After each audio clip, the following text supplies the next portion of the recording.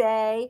I have AmFund's Deborah Marshall and Kalley Dunn. Hello, ladies. Hello, Lori. Hello. Thank you so much for having us, Lori. This is so exciting. It is. It very much is. It is my absolute pleasure. I do have to tell you, people ask us all the time in our webinars and our demos, how do I get more people to our event? How do we create engagement?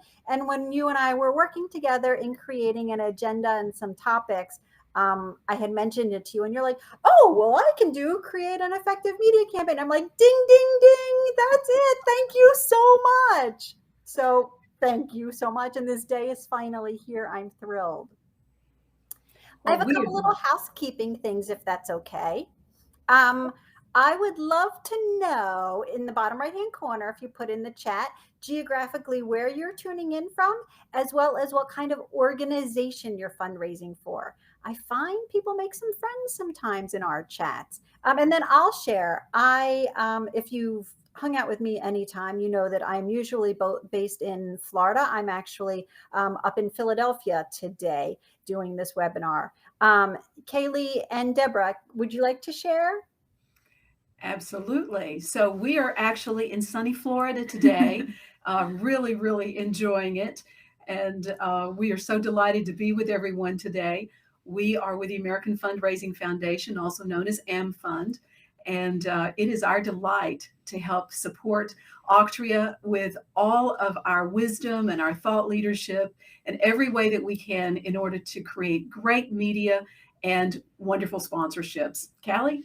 Oh, yes. I echo Deborah's sentiments. We're actually tuning in more specifically from our AmFund Zoom studio, where we do lots of our education and training as we're e-speaker certified. And so we're just thrilled to hopefully impart some knowledge with you all today.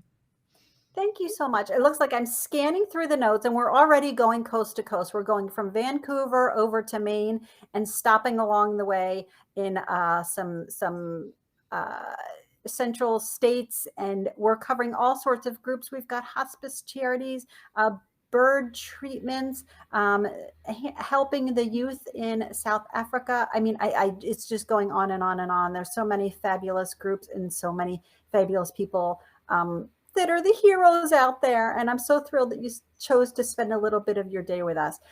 Just one other little housekeeping. We will send out the slides as well as the playbacks.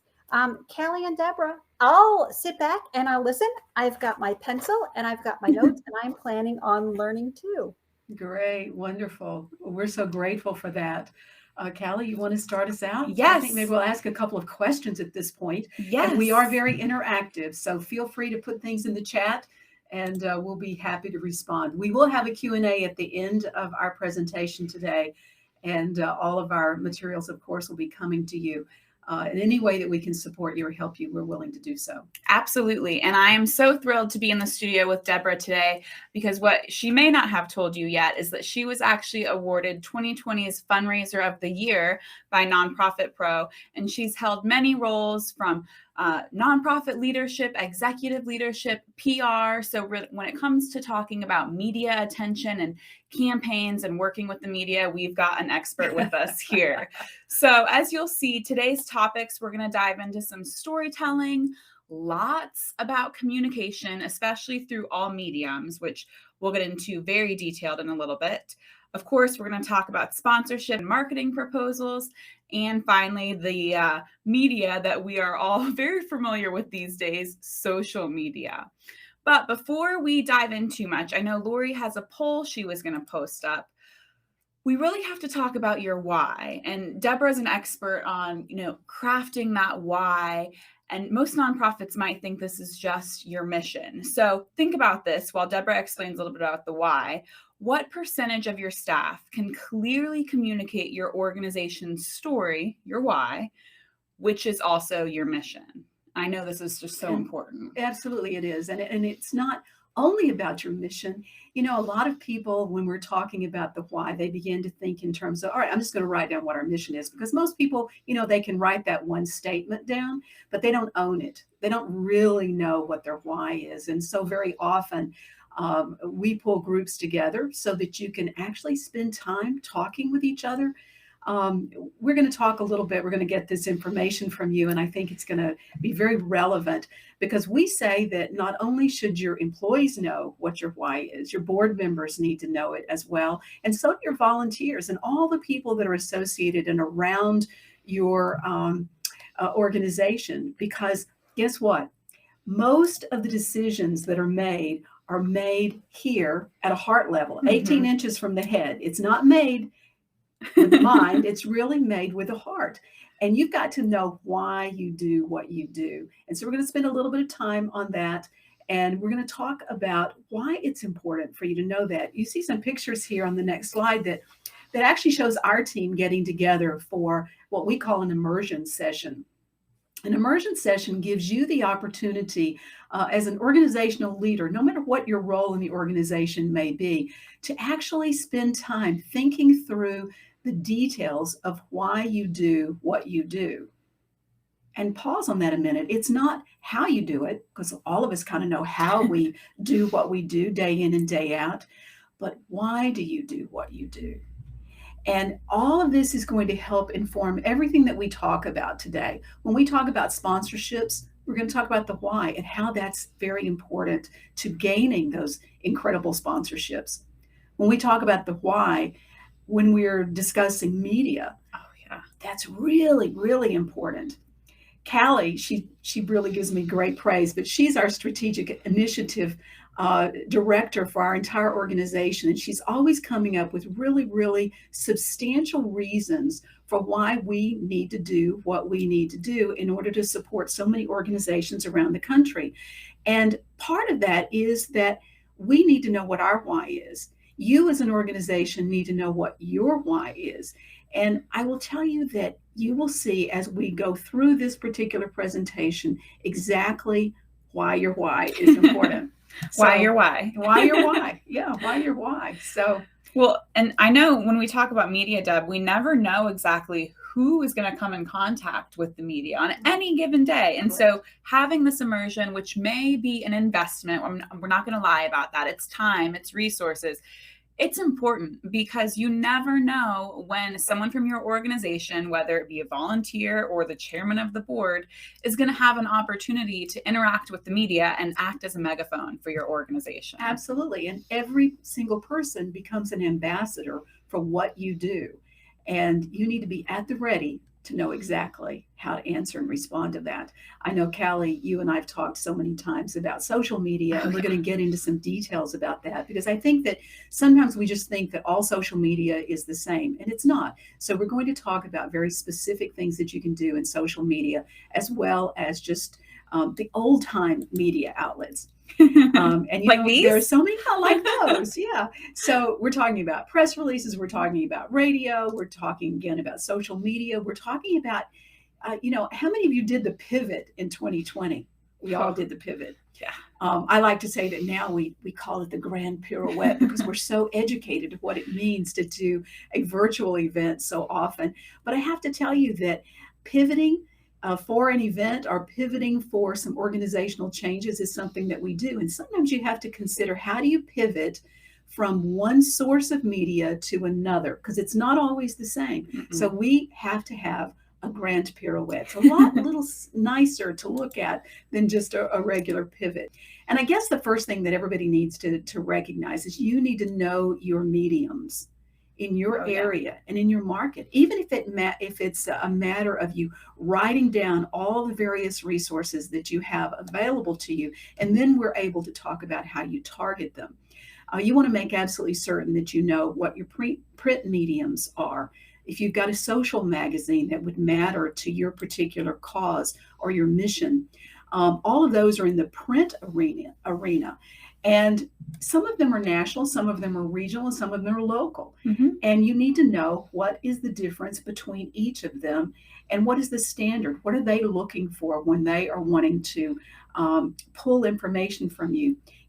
I can remember years ago, Kalley, when we used to just send out press releases and hope that they get picked up. Kind of throw it to the wall and see what sticks. Absolutely, see what sticks. And very often that's not successful because people are very targeted about the information that they want to put in their publication. One of the things that I like to do is to meet with an editorial board. If we were in an audience where we were all together, I might say, how many of you know what an editorial board is? Good. Glad to see you raise your hand. A lot of people think, oh, well, that's a massive group of people. Normally it's not. It's one or two, maybe just one person that represents the editorial board of a publication. But I will tell you that the impact that you can have on some of the print media that is available to you is very profound when you meet with the editorial board. Once again, whether it's one or two people or a board of 8 people. That is an opportunity for you to share exactly what your organization is about. Once again, what your why is, and actually bring to them some other elements of interest, because we're going to talk about why the interest is so critical to any time that you're pitching a story idea to them.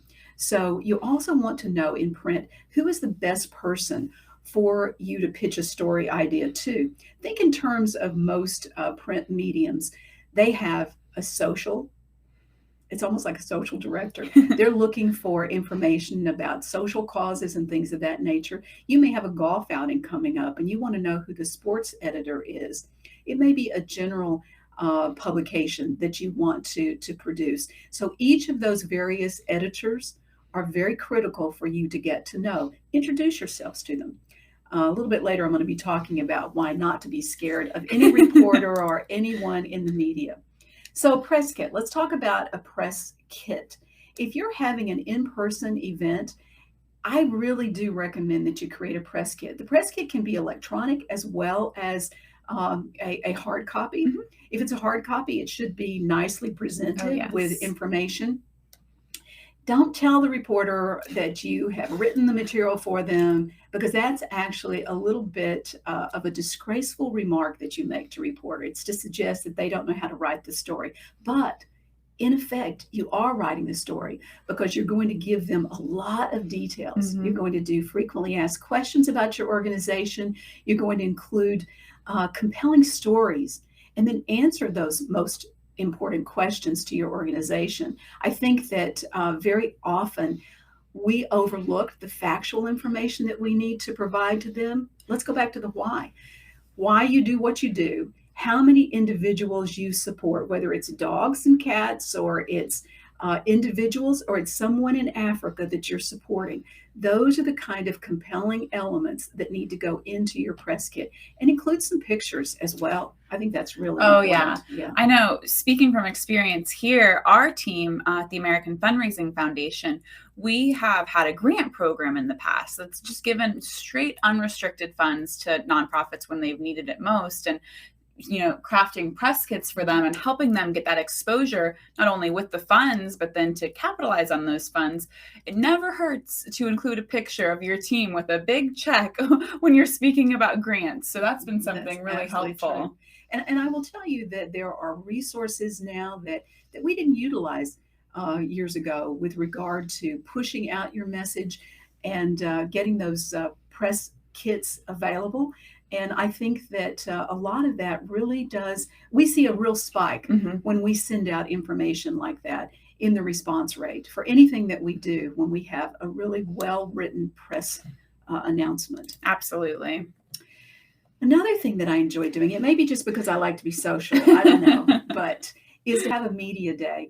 In your market, if you're able to invite various medias to your facility, and I know, look, we've all gone through COVID. It was rough.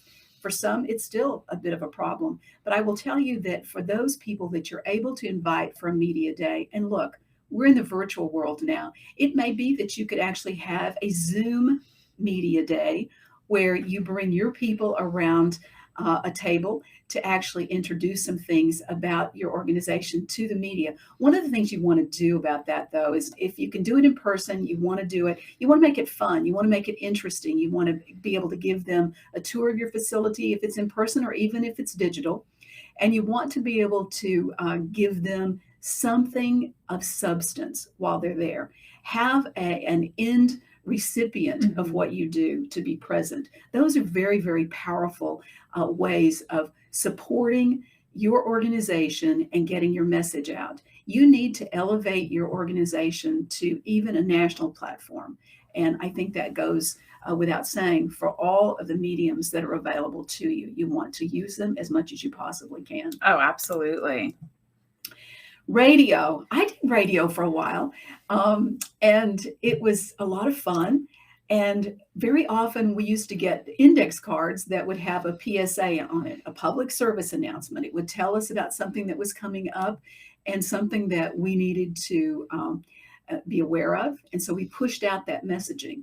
Some radio stations still do that. You need to be aware of it. Contact your various radio stations in your market and find out what are your rules and regulations for public service announcements. To the extent that you can use them, you should. It's free. You should do that. Absolutely. I mean, even nowadays with all the podcasting out there, it doesn't have to necessarily be just your local market. You've got a great national, international opportunity with some of those web-based broadcasts. Absolutely. And to the extent that you can become a guest on any of those shows, whether it's a podcast, and podcasts are so important, so educational, and pushing that out as a messaging system, and also to be a guest speaker on a radio program. That is a great way to get your foot in the door for some expansion of your message. Then you don't have to really worry about the stage fright because it's just your voice. That's true. That's true. And then we have television. You know, television has changed so much. And but there are still mechanisms that can be used for television. Not only do you have your mainstream news channels, but you also now have some of the more contemporary markets that like lifestyle choices, reality television, and they're wanting to get some real life information. We did just recently a program. It hasn't launched yet, so I can't say too much. But we found a way to support a veterans organization with something that we do. And the network picked that information up. They gave us billing for not an invoice. No. Understood. Billing about what we were doing to support this particular veterans group.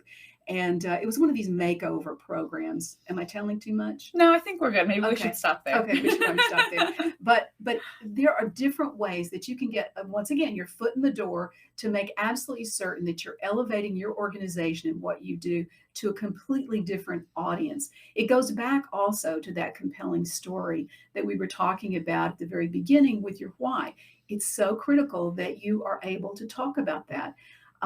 There's something that is called B-roll. If someone is doing some videotaping at your facility, you need to allow them an area where they can do B-roll. B-roll is what they run while the reporter is talking about your particular program or an upcoming event or something of that nature. So that just scans something. Let's say that it was a humane society and they want to focus in on the animals. That's a great way to do it. Just make sure that everything is clean and in its proper order, because you're going to be exposed to a lot of that. So that B-roll is really, really important. And with that B-roll, I think that the next thing is to make absolutely certain that when someone has an opportunity to speak of their own testimony about your organization, it could be a board member, it could be a volunteer, it could be someone on your team that is talking about that. So those live, heartfelt experiences make a real difference in all of that. And you just need to plan that in advance so that you know exactly what's going to come of that and what the end goal of that story might be. Absolutely. And that's why the immersion is so important, because again, you never know who's going to have that opportunity and when the opportunity is going to present itself. That's true. Absolutely. I love to talk about reporters being the go-to person. I don't know how many times in corporate America that I would talk to various executive leaders and they would just be terrorized. I can actually remember one time when I was pulled into a chairman of the board's office, and he said to me, so-and-so reporter has called and we're just not going to take the call. And I said, absolutely, that's the wrong thing to do. And I know that sometimes there's crisis management that you have to deal with, and there are certain things that have to have a real care taken with how you respond to it. But hiding from the media is not the way to go. Reporters have deadlines. They have people that they work for. They are some of your best resources when you need them. particularly if you need to place a story with them, you develop a relationship with them. For me, it was always, I was their go-to person when they needed a story, when they needed to clarify. And many's a time when I have clarified a story that was about to launch so that it colored our organization in the very best possible light. And you need to do that. You need to not forget that a reporter is just a person with a job. Yes, they're professional about what they do and everything, but you need to capitalize on the opportunity of not only making a relationship with them, but also being their source. It may not have anything to do with your organization generally, but if you're a thought leader in your area of responsibility, that reporter is going to come to you first and say, what do you think about this? And how should we position ourselves? That is a really commanding opportunity for your organization and you as the spokesperson for your organization as well. Absolutely. Reporters are people too. That's right. They absolutely are. So Kalley, let's talk about impact. Oh gosh, we love to talk about impact. And, throughout all these conversations we've had, talking about print media, talking about radio media, and of course, television, you're talking about your organization and what you all do. Yes, maybe you're talking about a specific event or a specific fundraising goal, but all of that ties back to the impact you're making in your community. And I mean, what's more important than the impact? Absolutely. So what are we talking about when we're talking about impact? We are really talking about not only, and we're going to transition to talking about sponsors as well as everyone else in your organization, whoever touches your organization, whether it's a donor, it's a board member or whatever, that impact statement is critical. And you first started it when you started working through your why. And it culminates with you actually knowing that when a donation comes into your organization, you know where that money is going to go, and you're going to know exactly how incredibly important it is because of the impact that it will make. Kalley, we talked a little bit about prior to COVID and how things were different back then. And so many of us had galas and we would send out information to potential sponsors. And it was just kind of, throw it against the wall and see what comes back. And I have to tell you that now in this day and age, organizations are much more committed to being strong community leaders. And they want to know that what they're doing is not only impactful to your organization, but they're also impactful to their organization as a community leader. And I think we've actually got some stats here that I love. 91% of global consumers are likely to switch brands to one associated with a good cause. And I was thinking about this morning. Not only are they more likely to switch to a brand that is associated with a good cause like yours, the converse of that is true. If they don't think that you're associated with a good cause or have a good reason, they're not as likely to be supportive of it. Right. And this other statistic, there are two others that I like here. 61% of consumers are willing to try a new brand or one they've never heard of because of its association with a particular cause. I wish I'd brought my What's in It for Me hat, because this is specifically talking about corporate sponsors that you might bring in. Those are the ones that they want to make sure that your constituency, and even in a broader community of people that may visit their website, know that, you know what, we're community leaders. This is what we do. This is the impact that we're having, because guess what? This organization over here told us that this is the impact that we're making. And so we're not only donating to that organization, we're a proud sponsor of that organization.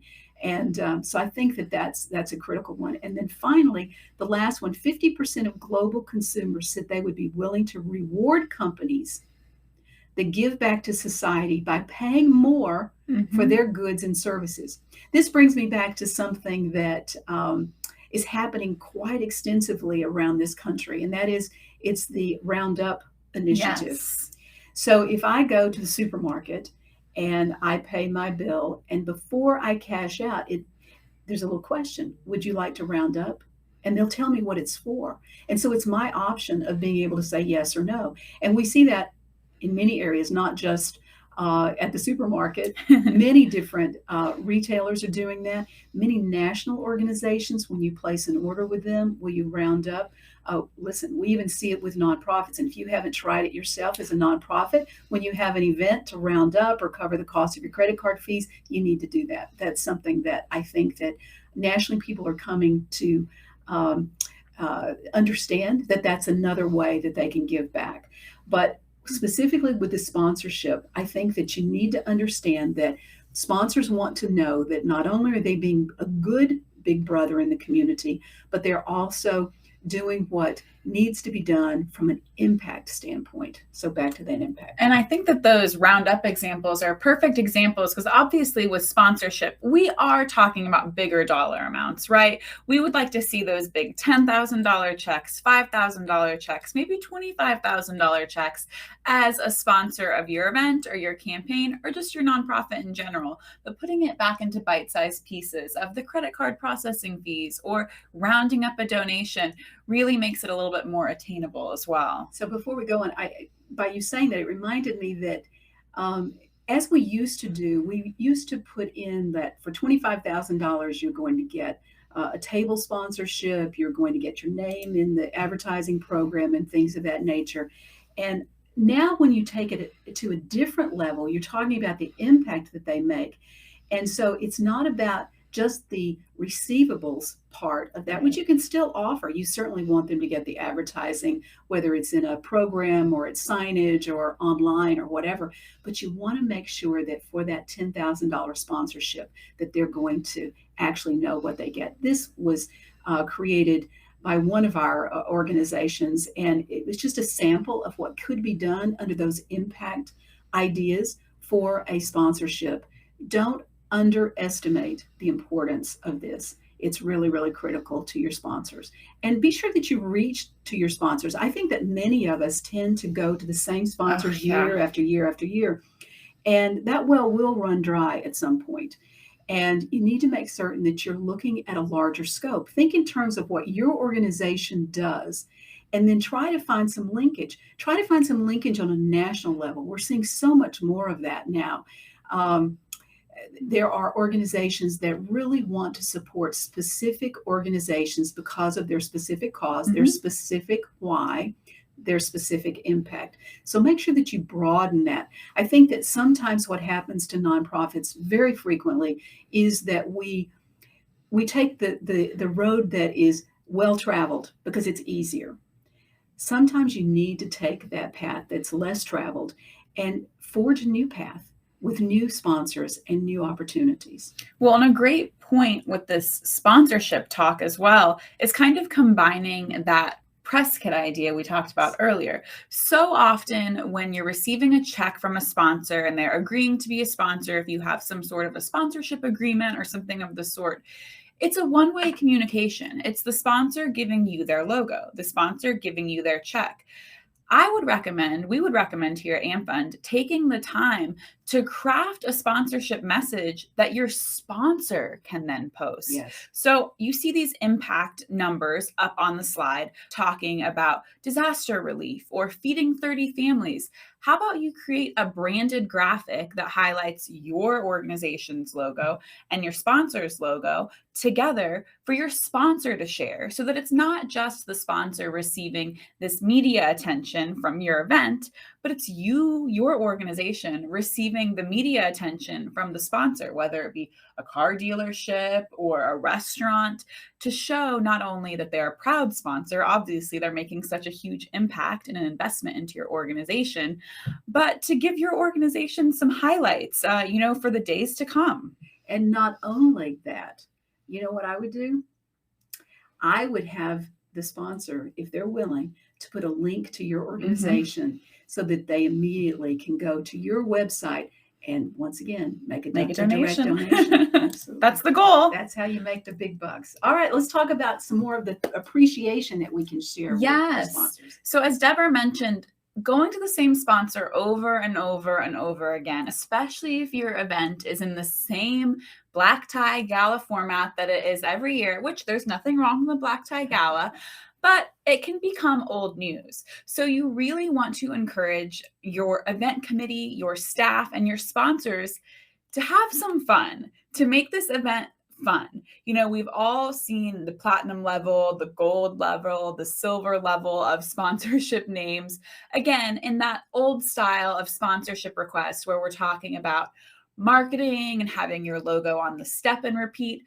We want to bring it up a notch. We want you to have some fun with your sponsors, especially around a total theme concept. We love a good theme. Yes, we do. Here at Yes, we AmFund. do. So if you are a ballet, think about having, you know, the artistic director sponsorship level, or, you know, the Rise of the Curtain sponsorship level. Some fun names to give your sponsor, some fun choices to choose from. And especially that helps with sponsorship engagement. So let's say that you are looking at the same sponsor year after year, which maybe they are willing to continue to contribute. That's great. How about you get them to have a little more skin in the game? Maybe have your sponsor help you name next year's signature cocktail. So then they get really excited about it and the sponsor works to promote your event for you. If you can get this planned out a year in advance, think about the great media attention you'll receive from it, having a whole year under your belt. Yeah. It doesn't just have to be, you know, boring old business, although it is serious business because we're talking about, substantial financial contribution. You want to make it fun. And I have to tell you, Kalley, for virtual events, which we're still seeing, virtual events, a lot of people have added a virtual event permanently to their calendar of activities. They may still have a gala or a golf outing or something of that nature throughout the rest of the year, but 6 months in between, they're going to have a virtual event, and or it could be a hybrid event. And those can be so much fun for the sponsors. They can have sponsor parties, VIP parties, and many of you have done this and seen this. But one of the ones that we treasured so much last year and in 2020 in particular was like you took a tour of a vineyard virtually, and then they had a wine and cheese pairing. And so these parties that they're able to pull together, you can actually have another fundraising opportunity within these circular VIP parties. And they can be very, very successful. And it's just another value add, not only to your organization, but to the sponsors. They love to do that type of thing. And before we leave that comment about sponsors, one of the things that we repeat constantly to organizations is make absolutely certain that you are educating whomever is reaching out to those sponsors about how they populate a table, whether it's a virtual table or it is an in-person table. I was a bad girl. I used to do this.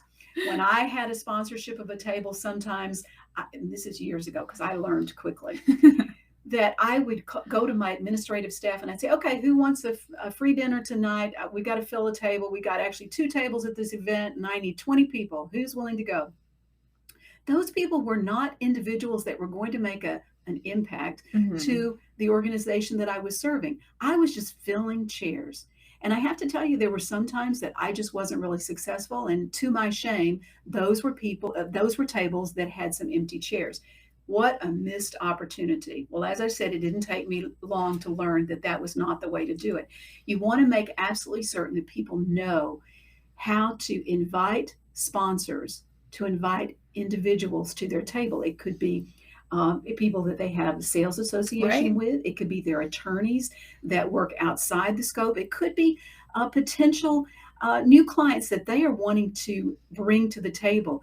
And that's the way that you change the complexities and the opportunities for nonprofit organizations. And what's more encouraging than a little friendly competition? Absolutely. It never hurts to maybe not necessarily pin your sponsors against each other, but encourage them to be a little bit competitive with, this car dealership raised us $25,000 last year. I bet you can beat it. And that peer-to-peer model that we've seen, obviously, over the past few years in the virtual world we were living in, can easily be replicated to sponsorship dollars as well. Absolutely. So lots of fun opportunities there, that's for sure. I love it.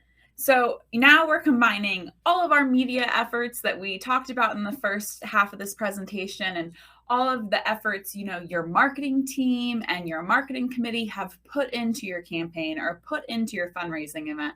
And how do we translate that to our sponsors? So again, as Deborah mentioned, your potential sponsors and potential event attendees are not necessarily your nonprofit colleagues. They're not necessarily the people that you work with day in and day out, because again, you want to make sure these are patrons and supporters who can support your organization at that higher financial level, who can be giving of their time, their treasures, their talents. And so you kind of need to think outside of your normal circle. So when you're looking at, marketing and doing all of this research, putting together sponsorship proposals, it's research. That's really what it is. Research is key. So along with all of the, traditional media avenues we spoke about, like television and radio and even podcasts now, you'll want to make sure you're pulling research from social media as well. Your area of expertise, I might add. There's so many analytics that are available to us. And so you'll just need to make sure you're looking at those analytics, whether it be from Facebook or Google or Instagram, and you're looking at those with the sponsorship in mind, looking at who your ideal, marketing persona of a sponsor would be. Because again, it's probably not, your nonprofit bestie, which is still great to have and a great supporter. You want to look a little bit larger and bigger than that. And then most importantly, in all of your messaging, all of the marketing that you're doing, especially to your sponsors, you'll want to remember that call to action. Absolutely. I mean, what's worse than seeing a beautiful post or a beautiful spreadsheet and it's missing something? It's missing the event invitation or the link to purchase tickets. You've done a great job, but now you've got to have that hook, that call to action for your sponsors and your supporters to take action with each and every event and push on social media that you're doing. I love that. Got to have a hook, and you've got to know what to do on those social media platforms, whether it's in person, or virtual. You need to know how to manage it. So talk to us about that. Oh, absolutely. Because whether your event is in person or virtual, you still have to get the word out there. People are not mind readers, that's for sure. So you've got to tell them what you told them, and then tell them again.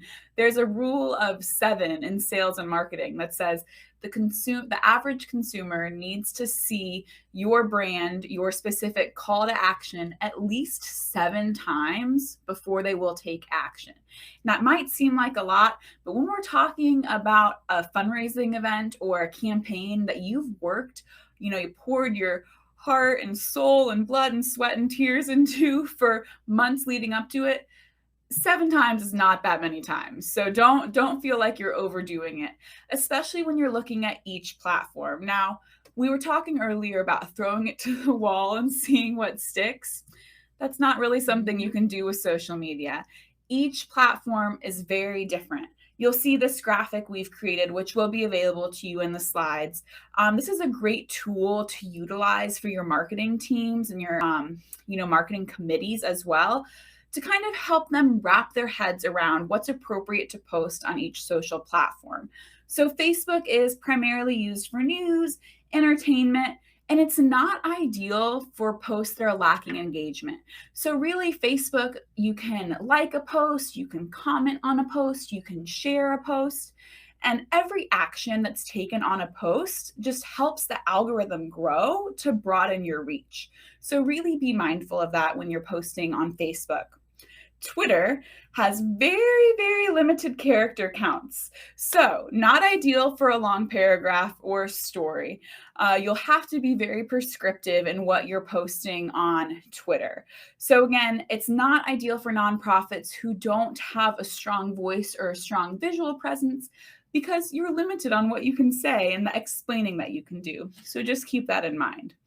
LinkedIn is one of my favorite social networks. Yes, I love LinkedIn, especially when we're talking about sponsors and connecting with sponsors. And professionals. Exactly. Once again, it has that unique touch that is to professionals? Oh, absolutely. So again, it's mainly used for professional networking, not ideal for casual posts. So those bathroom mirror selfies, maybe not for LinkedIn. Nope. But LinkedIn has been great about being able to post videos and create events. So just like you would create possibly a Facebook event to remind patrons when your in-person or virtual event is happening, you can do the same thing on LinkedIn. And then you can capitalize on maybe the two different audiences, because everyone that has a LinkedIn might not have a Facebook and vice versa. So LinkedIn is a great tool for that and getting those data analytics as well. Now, Instagram. Instagram is highly, highly visual. So this is great for visual storytelling. Earlier, Deborah spoke about B-roll footage. Think about B-roll photography. Think about the cute puppies and kitties that you were rescuing as an animal rescue. Or think about, the disaster cleanup from a hurricane or tornado and how impactful a visual could be. Mm-hmm. Those are perfect for Instagram. But remember, in all of these posts, you need a call to action. So if you're posting a photo on Instagram, don't forget to put a link to a donate page, to a ticket sales page, to your nonprofit website in the description of the picture. A picture is worth 1,000 words, but not without a call to action. Finally, Pinterest has been great, let's say, for how-tos or do-it-yourself tutorials. So maybe you are working on a canned food drive. Pinterest would be the perfect platform to have a step-by-step breakdown of how a patron could put together their own canned food drive, or shoe collection, or Girl Scout cookie booth. Pinterest is ideal for that. And content such as that on Pinterest is very shareable. Now, finally, YouTube. Video is king these days. I mean, look, we're here on a video right now that will be recorded and possibly posted to YouTube Sunday. So think about, again, that B-roll footage and the emotional storytelling you can do through video. What's great, too, is they have the ability to edit. So it doesn't have to be all in one take. No, that's true. And good headlines for that. I think it's important. Before you leave this, I would like for you to talk just a little bit about hashtags. Oh, yes. People just don't quite get hashtags sometimes. And it's important that they know how to use hashtags. Oh, absolutely. So especially on Twitter, Facebook, Instagram, really any of the platforms we've named, you can utilize hashtags. So remember the pound sign when we're dialing a phone? That is the hashtag. And what's great is you can use a naming hashtag for your event. So say that you did the, Black Tie Gala 2022. You can have all of your patrons who attend use that hashtag on any of their social posts, and then say a month later, 2 months later, whenever you decompressed from the event, you can go back to that hashtag and look at all of the great footage that was received by patrons, not even by, the one professional who's responsible for taking pictures of everything. You can see some of those behind the scenes moments. Maybe a patron was able to capture that you were not. And hashtags are really fun. And again, when we're talking about the engagement of sponsors, maybe let your sponsor come up with an event hashtag. That's an idea as well.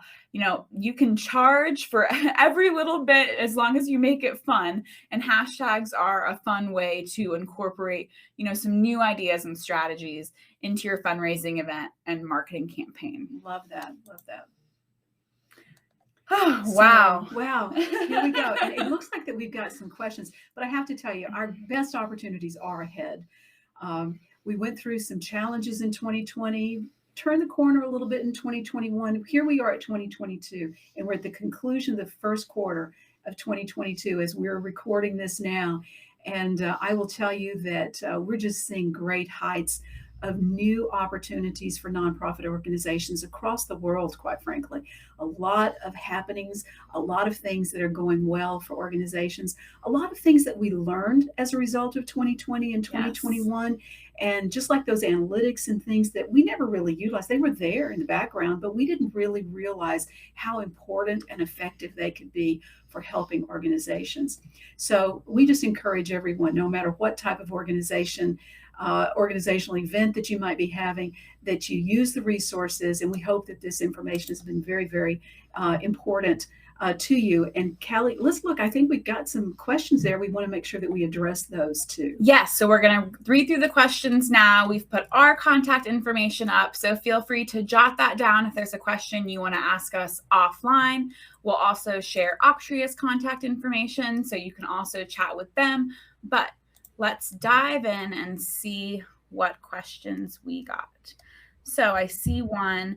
Do you have examples of why in social media posts? Well, I can think of great visual examples. I mean, talking about showcasing the work being done. Again, imagine, a tornado coming through and you're a disaster relief organization. The why is in the photo. I mean, that's crystal clear, especially as you're tying it into your fundraising event. I know we had a partner who was doing like a travel auction, and Yes. they showed the cutest photos of dogs and cats in suitcases because they wanted to travel so badly. If you've They didn't close. No. The If you're packing for a trip and your dog or cat jumps in your suitcase to kind of try and stop you from packing, and they're like, wait, we want to come too.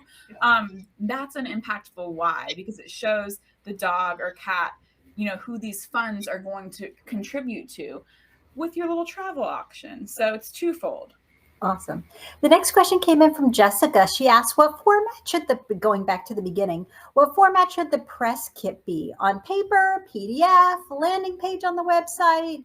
So all of the above. So if you're having a group of people to come in at a live opportunity in person, you're going to want to have a hard copy. What I have always done is to also provide them with a jump drive with all that information on it, so that they have the ability to just cut and paste, because like all of us, everyone is busy. Mm-hmm. And any tool that you can provide any other organization, whether it's a sponsor or a media outlet, or even other people that work with your organization, any way that you can streamline their particular area of concern by providing them, in this particular case, a Word document that they can cut and paste. As long as they don't change your messaging, that's a great way to do it. So I like to have a hard copy if you're in person. If you're doing something virtually with them, you can certainly send it to them electronically.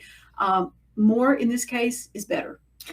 Absolutely. I'm working on an auction right now, and I have our entire 3 weeks of messaging. On this date, say this. On this date, say this. On this date, say that. And it's just on a silver platter, so they don't have to do any work. Well, Lori, I appreciate those words, and I think that that's certainly key for some of the people who are participating today, to know that we actually have a room where we have an entire calendar for the year. And visually, we have the ability to know when press releases are going to go out. We know when our grant cycle is going to open and different things. So that becomes the marketing calendar as well as the push for the media. And I think that sometimes a visual is helpful. Whether it's an electronic visual or it's something on a board, we do both. But I think that scheduling that, because what you don't want to do is to oversaturate your market, right, because then they sometimes just toss it. You want it to be relevant and make a difference. Right. The next question comes in from Janet. She says, so focus the sponsorship impact of their sponsorship versus what they get for their sponsorship dollars. Can you expand upon that a little bit? Sure. Either one of us can do that. The impact is so important to them as great leaders in the community, to know that they are giving something back. I think that as part of all of that, you don't want to discount some of the things that you've done routinely. Yes, they're going to get an ad in the journal. Yes, they're going to get praise on your website. Whatever you've normally done for them in the past, you want to continue to do that. But I think that what we're saying is the more critical part is to make absolutely certain that they understand that with every dollar that they give as a sponsor, it's going to make a difference, and it's going to have an impact in someone's life, in someone's future, in some animal's ability to not be extinguished as a result of some kill situation. Right. It's really, really important that you focus on the impact. And you know what? They're going to notice the difference when you approach it that way and you meet with them. They're going to know, whether it's on the telephone or it's in written material that you provide them, that this year we're going to be doing something different from what we've done in the past. We're going to talk about the impact that every dollar that you provide sponsorship for will do in this community. Well, and don't you think it's a lot harder to say no to that? I mean, it's a lot easier to say no to, oh, we don't really need our logo on the step and repeat this year. We've done it for the past 3 years. It's a lot harder to say no to that direct impact they'll make in the community in this year, in this, fiscal term, whatever it may be. You're going to get a lot less no's. Yes, absolutely. And I know you talked about hashtags, but tagging people in those social medias and those sponsorships is very easy for them to reshare, retweet, re everything. Absolutely. So taking advantage of that too. Next question comes in from Andrea. She says, for us, we find that our donor, in quotes, audience is more active on LinkedIn, whereas our audience for participants in need of our services are more active on Facebook. Both are critical to our organization, but it is very helpful to know that your audience so that you can taper your message. I think she meant specify your message accordingly. I think that was a very nice. She was tagging on to there. I just wanted to. And they're absolutely correct. We like to talk about the 6 degrees of separation and how important. Let's take Facebook, for instance, the ability to spread that information to a broader audience than just your family and friends. Sounds like Andrea's definitely done her research and knows her analytics. Go, Andrea. Yeah. Jessica has a question regarding social media, and this wasn't on your slide. Maybe you'll include it on the next one, Kalley, as TikTok grows. Any thoughts on whether or not TikTok can be useful to promote events? So again, that would be in looking at your target audience. What is the age range of these sponsors and donors you're looking to target? Are they on TikTok in your area?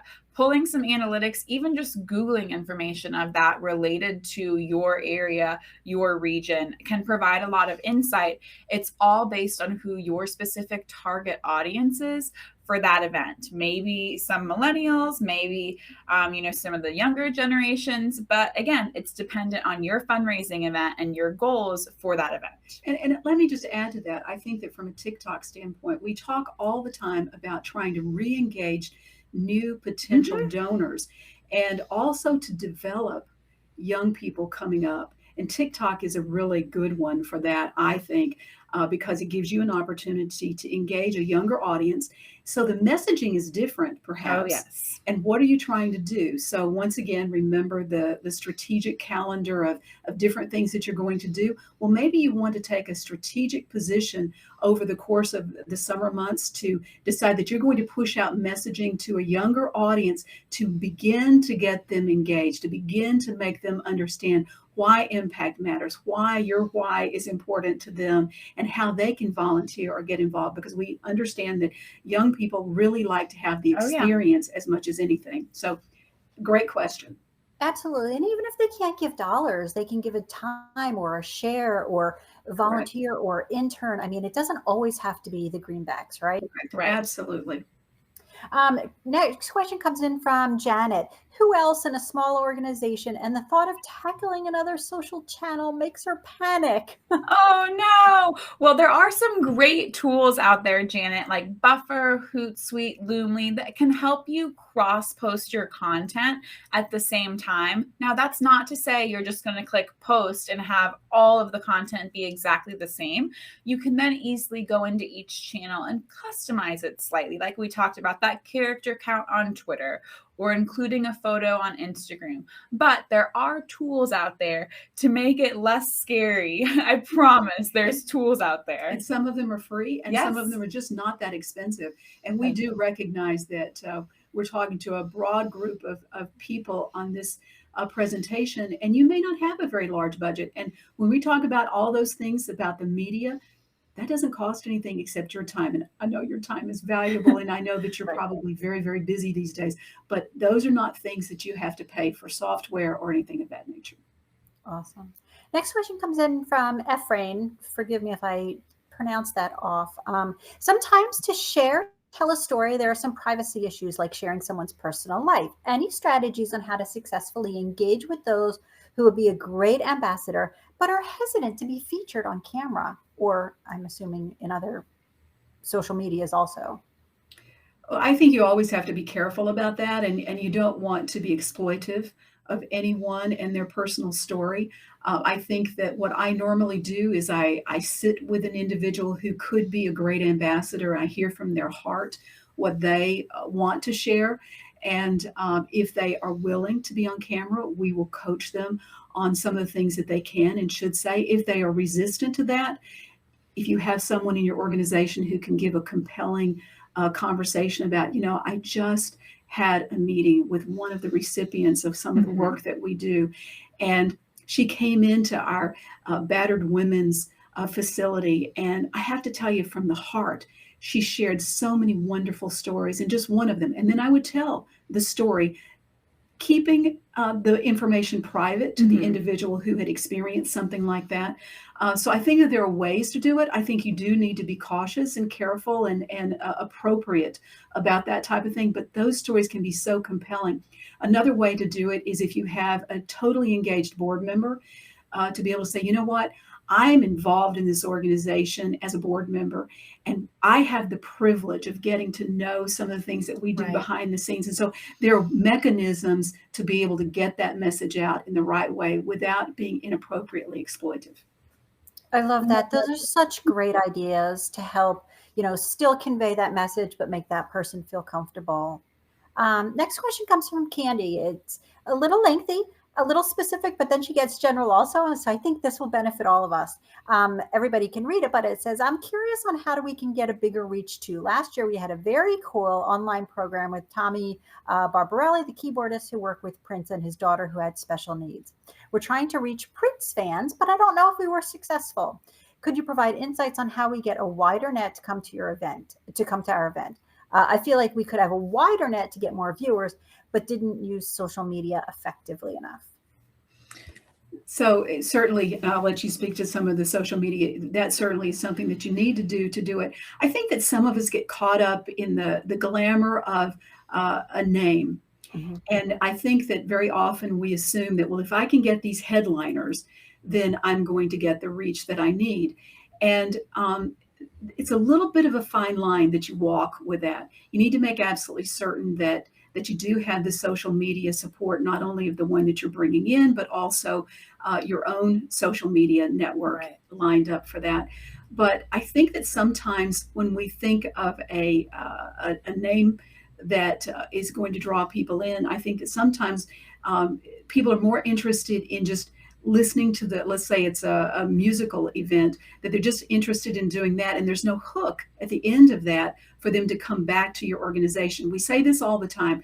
We like to have fun, and we like to bring friends and things like that. But at the end of the day, it's about fundraising. And if you lose sight of that, then you lose sight of what your impact can be and what your why is. Do you have any other thoughts? And Candy, just like Lori gave an example earlier that she was planning out all this messaging for an upcoming auction. If you have set messaging you can provide to some of those bigger parties involved, not saying it's 100% that they're going to post all of it, but it makes it a lot easier. They don't have to think outside of the box. Okay, what am I supposed to say about this? If you can kind of provide some scripting for a Facebook post or scripting for sharing a LinkedIn post, that makes it a lot easier on the parties involved. But again, just using social media to get that broader audience, every like, comment, and share counts. So at your board meetings, encourage your board to share, encourage your committee to share. Every share helps with the algorithms on social media. Awesome. Next question comes in from Jennifer. When you're a one-man gala team, I feel you, Jennifer. How could you suggest dividing and conquering sponsors with volunteers, auction data entry, event management, and all the million little parts of the event? Got a lot of hats on there, Jennifer. Yes, that's what I was going to say. You're wearing all of the hats, Jennifer. Well, there are certain things, obviously, you're going to need to keep closer to the vest, I would imagine, as far as like passwords and things of that nature for social media and things like that. But there are many, many things that they can do in advance to help you. And the further in advance you start planning, the more set up for success you'll be. I know we often say there's no rest in fundraising. And it's true. As soon as one gala ends, you start planning for the next year. So if you can get those volunteers together earlier, that will definitely help. And start them out younger, getting your teams ready to go year after year after year after year. So hopefully you have a team that's just growing up with you in this role, wouldn't you say? Oh, absolutely. And I think that deciding exactly how frequently you're going to meet with your team, assigning individuals to be the leader of a specific area is really important, because then you can interact with those leaders that you've assigned, and they can give you feedback. Try to take a breath in all of this, have a lot of grace for each other, because we're seeing more and more people wearing multiple hats. And we appreciate what you do. It makes a real difference, but you do need to have the support. And we do recommend that you work through your board members and your volunteers to help support you. And interns. And you don't mind if I chime in here too? I Go always ahead, tell Lori. people, make sure that the volunteer matches the job, not the job the volunteer. So if the volunteer says, I am really good at answering emails, give that person the email job. Don't put them on social media where they feel like they're going to type the wrong thing. So wherever they feel comfortable, use that and use those resources that they're willing to share. Whatever they're raising their hand for. I always say, whatever you're good at, we have needs for. Very good words. Absolutely. We agree. Next question comes in from, I think that was the last of the question. Oh, no, there was a comment from Tuki. Can you say a few words about individual donors and how often you can go to that well? Well, that's an interesting question. And I think that a lot of people want to know the answer to that. And I think that a lot of it is relative. I believe that if you don't ask, you'll never receive. And so I think that you want to determine what is your major campaign period of your calendar year.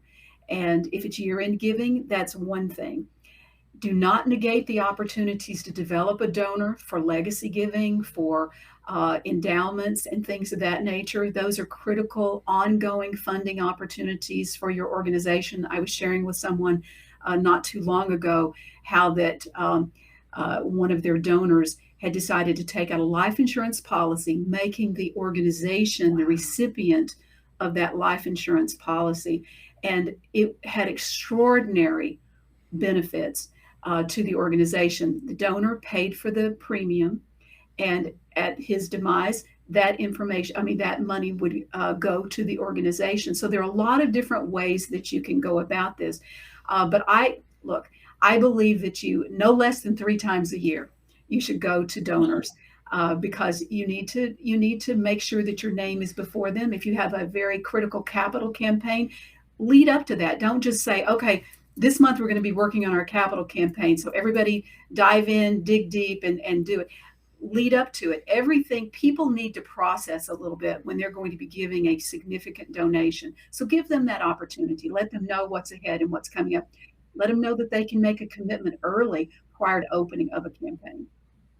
Awesome. And Candy put a note in here as a follow-up that was very helpful. The event was a great balance of sharing our mission with our headliner. We just want to get some more viewers. So I think she appreciates your comments and suggestions. She'll share the messages with others moving forward with a little happy face in the middle. Thank you. Thank you. Emojis are good in small moments like this. And it's true in emails, at the headline of an email. And I Candy put it in here, and I just wanted to recognize that also. Good. Are there any other questions or comments? We will have this available as playback as soon as I end this. You'll get the playback and the slides. I'm going to go ahead and post it on our website also. And then this is just the beginning of our relationship with AmFund and Deborah and Kalley. I appreciate you guys spending your time with us and planning all this and putting it together for a group, because it's so helpful. If you're doing all this work for the event fundraiser, how do you get that out there and make sure that that information is getting to the public so that they can continue to make an impact. So there's the contact information for AmFund. Your email is easy, info@amfund.org. And they have a telephone, which you rarely see anymore, with a 407 area code, and you'll be dialing into Orlando and touch base with this lovely team. It's been our honor to be with you today, and we love working with you. Thank you so much for the invitation. It's my pleasure. I always wish people bids that soar, and I hope to crush their fundraising goals. I'll let you close out and have the last word, please. Thank you very much. We love it, and we are looking forward to more workshops ahead. And if anyone has a question, please let us know. We love to help support nonprofit organizations. Thank Thanks, you, Lori. everybody. Have a great day. Thank you.